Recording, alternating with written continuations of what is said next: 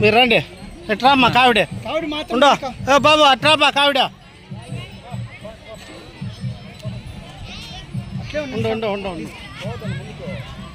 ముందుకు పోతండి హరోహర చెప్పండి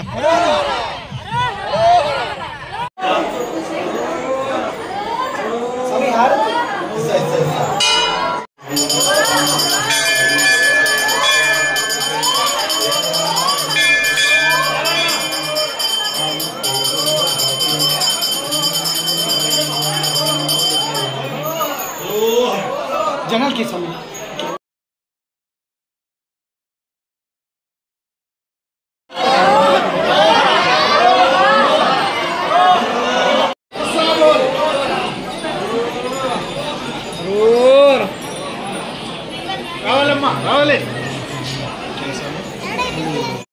సుబ్రహ్మణ్య స్వామి నమః। ఈరోజు స్వామివారి సుబ్రహ్మణ్య స్వామివారి జన్మ నక్షత్రమైనటువంటి కృత్తికా నక్షత్రం కాబట్టి సూర్య సంవత్సరాదిలో ఆడి మాసం అంటారు। ఈ ఆడి నెలలో వచ్చేటువంటి రెండవసారి వచ్చేటువంటి కృత్తికా నక్షత్రం దాదాపు మాసం అంటే 30-31 రోజులు ఉంటుంది। దాంతో కృత్తికా నక్షత్రం 2 సార్లు వస్తుంది। అందరికీ ప్రతి ఒక్కరికి కూడా ఈ సమస్య ఉంటుంది ఏమంటే కృత్తికా నక్షత్రం 2 సార్లు ఉంది కదా ఆడి మాసంలో ఏ కృత్తిక తీసుకోవాలని। ఆడి మాసంలో రెండవసారి వచ్చేటువంటి కృత్తికని మనము ఆడి కృత్తిక భావించి ఆడి కృత్తిక తీసుకోవాలా। అదేవిధంగా తమిళులే కాకుండా ఇక్కడ ఆంధ్రులు కానీ దాదాపుగా 60 సంవత్సరాలప్పుడు ఇక్కడ దొరికినటువంటి ఒక పుట్టుశిల సుబ్రహ్మణ్య స్వామి పడగ రూపంలో మనకు కనిపించి ఇక్కడ దొరికి ఇక్కడే స్వయంభూగా వెలిసినారు।